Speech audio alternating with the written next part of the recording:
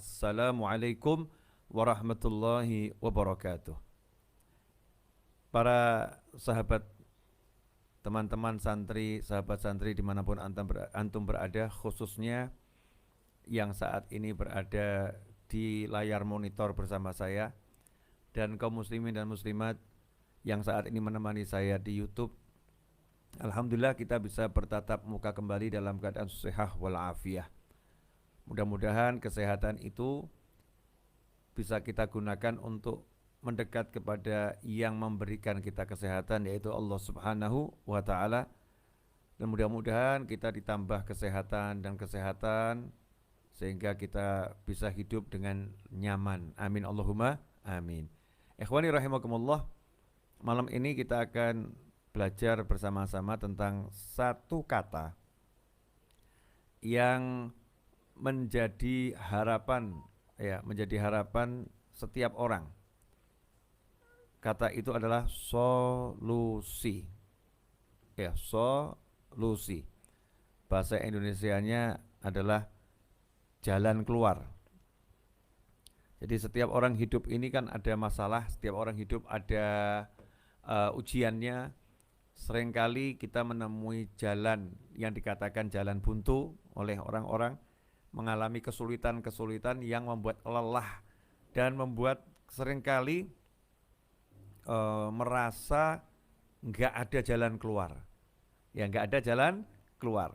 Nah, malam ini kita akan belajar tentang solusi jalan keluar. Insya Allah kita termasuk orang-orang yang selalu diberi solusi oleh Allah Subhanahu wa Ta'ala. Amin Allahumma amin. Jadi begini, di studio baru saya ini yang berlatarkan kafe, tempatnya ngopi. Ya, saya pilih latar ini akan menjadi latar utama insya Allah di tahun ini dan entah tahun berikutnya, wallahu alam, untuk mengajar. Kenapa saya pilih latarnya kafe? Karena banyak orang suka nongkrong di tempat-tempat orang jualan kopi. Ngopi biar terkesan nyantai. Jadi kita ngopi bareng, ya ngobrol santai bareng saya bareng antum, antum bareng saya, ngobrol bareng.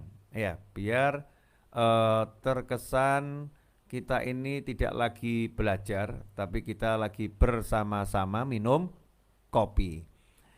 Yang menarik dari tempat ngopi adalah, atau tempat orang kumpul minum kopi adalah, di situ ada kenyamanan. Ya, ada kenyamanan di antara yang minum kopi. Tenggelam dengan pikirannya masing-masing. Nah, ikhwani rahimakumullah, bagi yang belum menyiapkan kopinya, maka sebelum dimulai pengajiannya, biar nanti konsentrasinya itu tidak terganggu, ya kopinya disiapkan dulu. Kalau saya, di depan saya udah tersedia secangkir kopi. Ya, ini Avia Coffee. Sudah menemani saya. Nanti kita sambil seruput menyeruput dengan bismillah, dan alhamdulillah insya Allah kita akan belajar bareng-bareng. Solusi dicari, jalan keluar dicari. Jadi banyak orang yang dia itu mencari jalan keluar untuk masalahnya, mencari solusi untuk masalahnya, dan seringkali bingung karena menemukan jalan buntu. Saya nggak mendapatkan jalan keluar, nggak ada solusi lagi dan lain sebagainya. Nah, kenapa ada orang-orang yang merasa nggak punya solusi? Ada orang-orang yang merasa dia terbentur jalan buntu. Jawabannya adalah sederhana, jawabannya mudah. Yang merasa nggak punya solusi, yang merasa ketemu jalan buntu adalah dia yang jalan sendiri. Jalan sendiri, merasa nggak ada yang memperjalankannya. Dia yang jalan sendiri dan merasa nggak ada yang memperjalankannya. Dia yang merasa punya kemampuan. Dia yang merasa punya kekuatan. Nah, itulah orang-orang yang nantinya kalau nggak sadar, maka akan mengalami yang namanya kebuntuan, kemudian mengalami yang namanya stres, ya, karena dia pakai semua akalnya, dia pakai semua kekuatannya, dia pakai semua kemampuannya, tetap jalan buntu, nggak ada jalan keluar. Nah, beda dengan orang-orang yang berjalan selalu bismillah dengan Allah. Berjalan selalu bismillah dengan mengharap pertolongan Allah. Orang-orang yang berjalan selalu dengan bismillah mengharap bimbingan Allah Subhanahu wa taala. Orang-orang yang berjalan selalu ya bismillah ya mengharapkan keberkahan dari Allah Subhanahu wa taala. Nah, manusia-manusia yang selama perjalanan dari awal sampai kapanpun juga dia tidak melepaskan bismillah, maka hidupnya tidak akan pernah merasakan pusing. Walaupun mengalami pusing. Hidupnya nggak akan pernah merasakan lelah. Walaupun hidupnya itu melelahkan. Walaupun hidupnya melelahkan. Hidupnya nggak akan pernah merasa susah. Walaupun hidupnya itu penuh dengan kesusahan, tapi dia nggak akan pernah merasakan semua itu. Kenapa? Karena dia bersandar kepada Allah, dia selalu minta tolong kepada Allah, dia selalu mengharapkan bantuan dari Allah Subhanahu wa taala. Ikhwani rahimakumullah, saya mau ambil contoh yang sangat simpel yang kemarin menjadi khutbah Jumat saya juga di Batu Licin, kemudian juga menjadi bahasan ngobrol saya bersama Ustadz Yusuf Mansur di telepon, kemudian obrolan saya juga bersama beberapa sahabat saya yang duduk minum kopi bersama saya, yaitu tentang masalah yang dihadapi oleh para nabi dan rasul. Dalam contoh yang akan saya sampaikan di malam hari ini singkat, masalah yang pernah dihadapi oleh Nabi Yunus alaihissalam. Nabi Yunus alaihissalam itu ada beberapa masalah yang dihadapi dalam perjalanan hidup beliau. Yang mau saya ambil ketika beliau dakwah di kaumnya, kemudian kaumnya tidak ada yang mendengarkan. Dalam arti yang mendengarkan sedikit, yang menolak banyak. Yang menolak banyak, sampai akhirnya beliau mengambil keputusan, beliau mau cari tempat dakwah yang lain, lahan dakwah yang lain. Beliau tinggalkan perkampungannya, tinggalkan tempat di mana beliau berada, alaihissalam, keluar menuju tempat yang lain dengan niatan-niatan yang luar biasa baiknya. Tetapi Nabi Yunus alaihissalam ditegur oleh Allah SWT karena beliau keluar belum pada waktu yang diperintahkan oleh Allah Ta'ala untuk keluar. Jadi Allah belum perintahkan untuk keluar, tapi beliau keluar. Memang nggak ada larangannya ya, Allah nggak melarang, tapi Allah belum memerintahkan.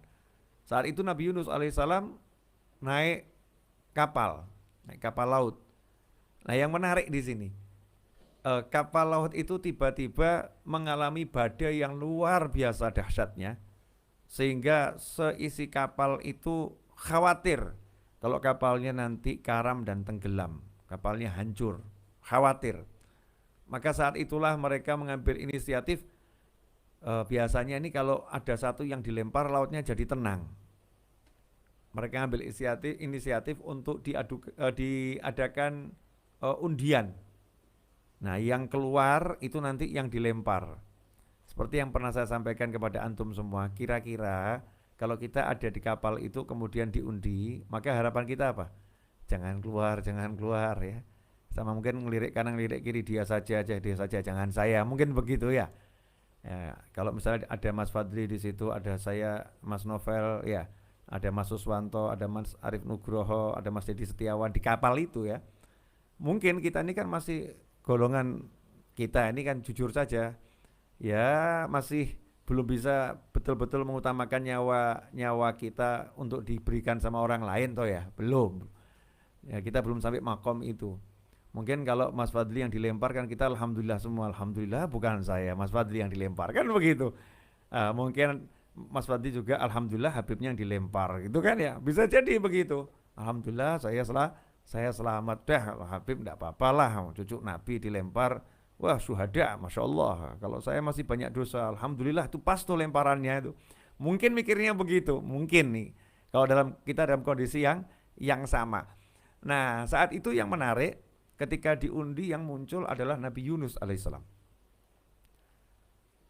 yang muncul nama Nabi Yunus alaihissalam. Dulu belum ditulis nama ya, masih pakai mungkin ada kayu yang satu kecil, ini miliknya fulan, yang ini ditanda-tandain gitu ya.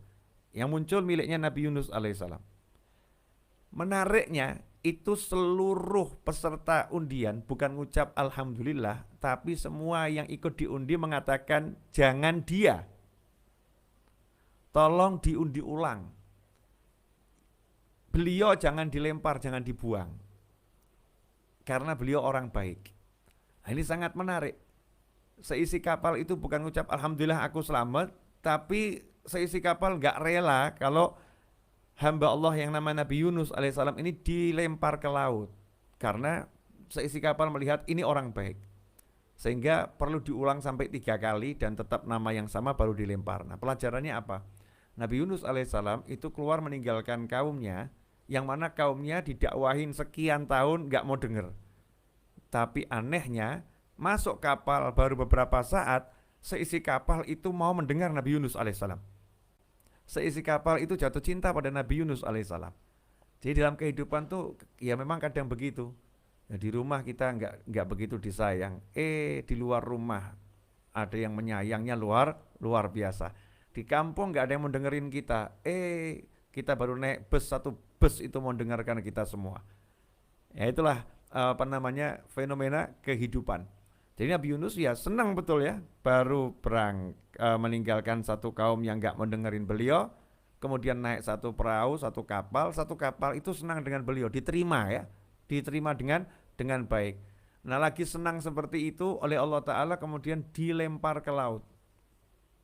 Tetapi Allah Subhanahu Wa Ta'ala memberikan pertolongan yang luar biasa, di mana Allah kirimkan yang namanya ikan paus. Ikan paus kemudian membawa Nabi Yunus alaihissalam ke dalam dasar laut, dalam kegelapan, dalam kesunyian. Seperti yang saya sampaikan kemarin, tidak ada GPS itu kan ya, lost sinyal, dalam kesunyian total. Nah, ikhwani rahimakumullah, poin ini yang pengen saya ajak semuanya untuk merenung. Bayangkan kalau itu kita dibawa ikan paus di dalam situ, gak tahu kita ada di mana, kemudian gak tahu sampai kapan berada di situ. Kira-kira kita bisa tenang atau super galau?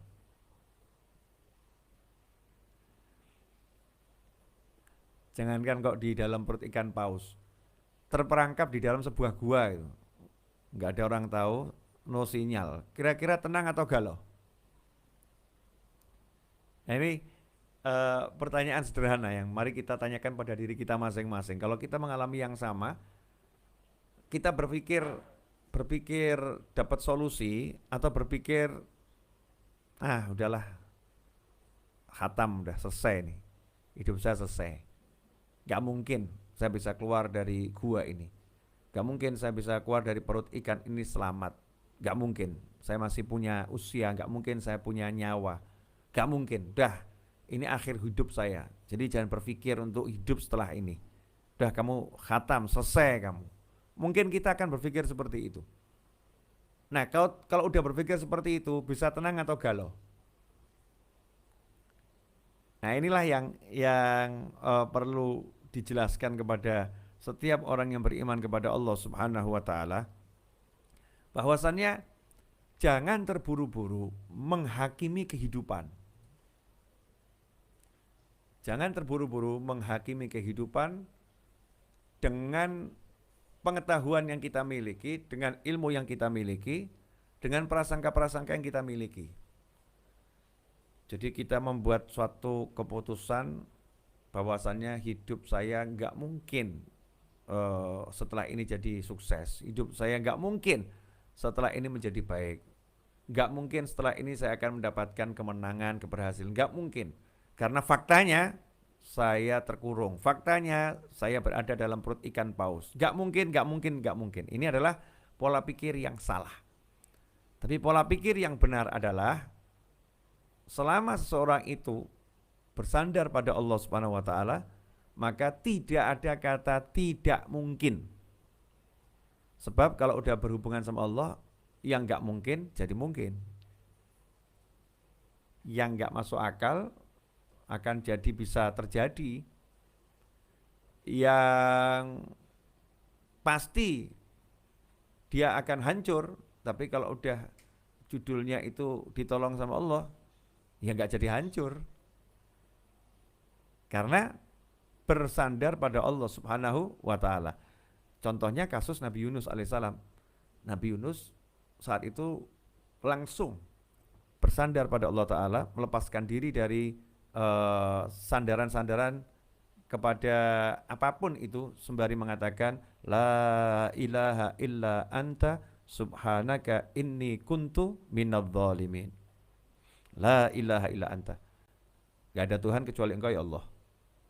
Gak ada yang bisa nolong saya kecuali Engkau. Jadi nggak sibuk mikir upaya A, upaya B, atau mungkin gimana caranya buat ikan pausnya muntah. Kalau buat ikan pausnya muntah, dimuntahkan ke dalam laut kan tambah celaka ya. Atau gimana ini biar ikan pausnya membawa saya ke daratan. Gimana cara bicara dengan ikan paus? Udah enggak, itu upaya-upaya yang melelahkan, tidak ada hasilnya. Maka langsung kontak Yang Maha Kuasa. La ilaha illa anta subhanaka inni kuntu minadh dhalimin. Di titik mustahil selamat. Di titik mustahil selamat, di titik mustahil bisa keluar dengan selamat, di titik mustahil bisa kembali ke kampung. Jangankan keluar, berpikir kembali ke kampung awal tadi, tempat di mana saya berdakwah. Saya mau pulang kampung saja, kembali ke sana. Di titik yang nggak mungkin bisa ketemu manusia lagi, mau udah terperangkap dalam perut ikan paus. Nabi Yunus alaihissalam melepaskan titik itu langsung berhubungan dengan Yang Maha Bisa, Yang Maha Kuasa, Yang Maha Luar Biasa, Yang Maha Pengasih, Yang Maha Penyayang, Yang Maha Kuat, Yang Maha Mengerti, Yang Maha Mampu. Sembari menegaskan kepada dirinya dan kepada siapapun, dan ikrar kepada Allah Ta'ala, la ilaha illa anta, la ilaha illa anta, la ilaha illa anta. Gak ada Tuhan kecuali Engkau ya Allah. Gak ada yang punya kecuali Engkau ya Allah. Gak ada yang bisa kecuali Engkau ya Allah. Gak ada yang mampu kecuali Engkau ya Allah. Subhanak, Maha suci Engkau. Maha suci Engkau. Yang lain itu kotor ya Allah. Yang lain gak bisa ya Allah. Maha suci Engkau dari kelemahan. Maha suci Engkau dari ketidakberdayaan. Maha suci Engkau dari ketidakmampuan. Maha suci Engkau dari hal-hal yang disifatkan pada makhluk. Maha suci Engkau. Subhanaka inni kuntu minadh dhalimin. Sungguh aku termasuk dalam kelompok orang yang zalim. Aku yang salah ya Allah. Aku yang salah. Aku yang kurang benar. Aku yang kurang taat. Ini Nabi Yunus loh. Tidak ada Nabi maksiat. Suci dari segala kemaksiatan dan dari segala perbuatan makruh, perbuatan yang gak ada manfaatnya. Gak mungkin Nabi melakukan itu. Ini Nabi yang taat pada Allah Ta'ala, yang sempurna dalam ketaatan. Mengatakan sungguh aku termasuk orang yang zalim. Menyalahkan diri sendiri. Nah, beda dengan kita. Kalau kita kan menyalahkan keadaan. Oh seandainya. Sudah terperangkap, terperosok, terjerumus, sudah pernah berada dalam kubangan, bukan kontak Allah langsung, tambah menyalahkan sana, menyalahkan sini, menyalahkan keadaan, ya menyalahkan orang lain dan lain sebagainya. Padahal titik balik itu dari Allah Ta'ala di dalam diri kita ketika kita kembali kepada Allah Ta'ala. La ilaha illa anta subhanaka inni kuntu minadh dhalimin. Diulang terus, la ilaha illa anta subhanaka inni kuntu minadh dhalimin. La ilaha illa anta subhanaka inni kuntu minadh dhalimin. Diulang-ulangin terus. Hasilnya apa? Terjadilah sesuatu yang tadi, yang semua yang gak masuk akal. Gak masuk akal keluar dari mulutnya ikan paus. Selamat bayangkan tuh kalau itu Mas Fadli ditelan sama ikan hiu. Ikan hiunya gede banget. Mas Fadli ya lumayan gede kan. Saya juga lumayan gede ini badannya. Ditelan sama ikan hiu. Blep. Apa kira-kira berani berpikir, tolong hiu muntahkan saya. Nah kalau dimuntahkan di tengah laut, ya innalillah, keleleb, tenggelam. Ya, mungkin kena tekanan dalam laut hancur itu. Katanya kalau di laut itu kan semakin dalam tekanan semakin kuat. Bisa hancur kendang telinganya, bisa hancur. Dadanya bisa remuk itu. Karena tekanan udara yang di dalam tuh katanya ya, saya nggak tahu. Nah, sebetulnya kan untuk selamat dari perut ikan paus itu sendiri adalah sesuatu yang mustahil tuh. Oh, ikan paus tuh nggak mau di tepian kok, sukanya di dalam, mainnya di dalam laut, badannya gede. Tapi kalau udah Allah yang la ilaha illa anta, Allah yang bicara, nggak ada yang bisa nolong saya kecuali engkau, yang bisa nolong saya cuma engkau, yang maha kuat hanya engkau. Ada hamba yang yakinnya seperti itu. Allah bilang sama ikan pausnya, ikan paus, tolong hantarkan itu. Hantarkan, bukan lemparkan. Hantarkan hambaku itu ke tepi laut yang gak jauh dari wilayah di mana dia biasa berdakwah. Dari kampungnya, yang gak jauh dari kampungnya. Hantarkan dia ke sana. Masya Allah. Jadi gak perlu capek-capek lagi. Diantar. Begitu sampai tepi laut, ya dikeluarkan. Jadi ngeluarkannya itu bukan di dasar laut, bukan di permukaan laut, tapi sudah di tepi, dikeluarkan. Mengeluarkannya lembut sekali. Keluar dengan lembut. Setelah itu Allah perintahkan bumi, beri makan tuh hambaku itu. Sudah siap buah-buahan di situ. Masya Allah. Sayur mayur di situ sudah siap semua.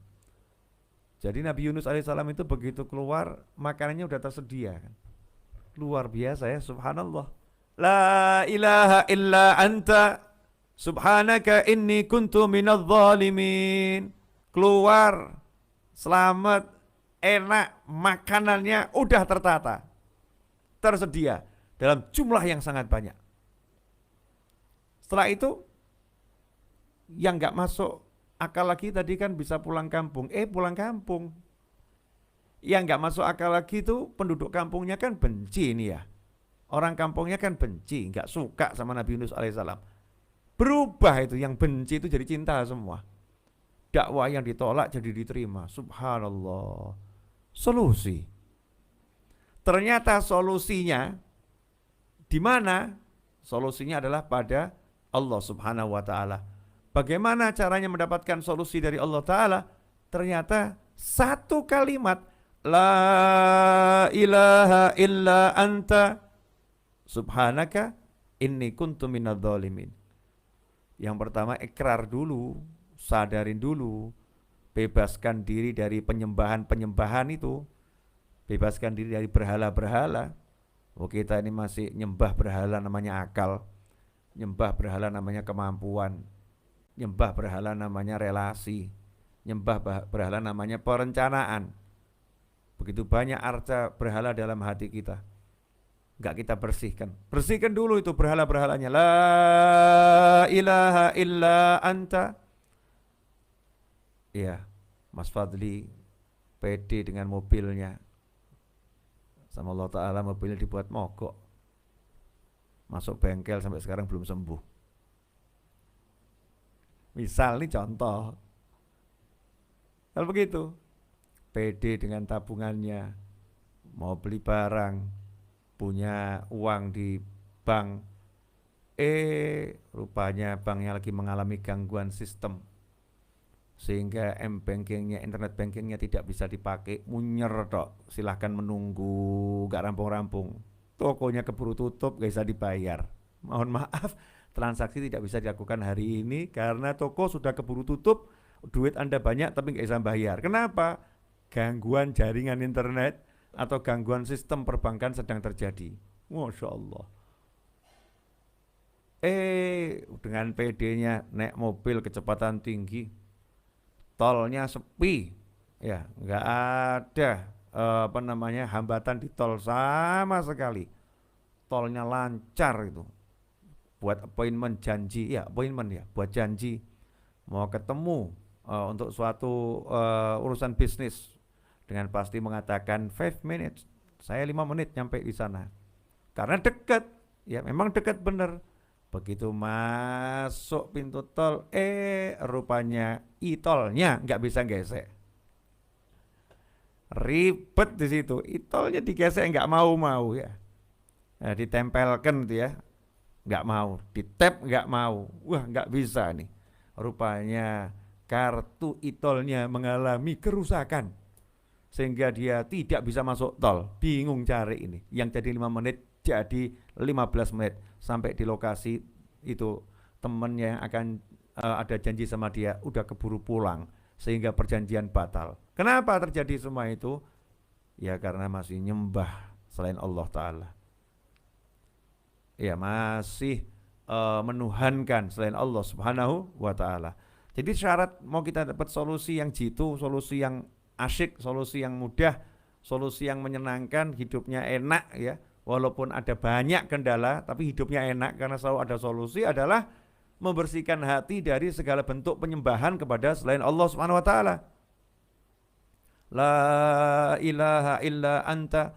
Makanya kita kan kalau habis sholat witir suruh baca nih 40 kali. La ilaha illa anta subhanaka inni kuntu minadh dhalimin, dibaca.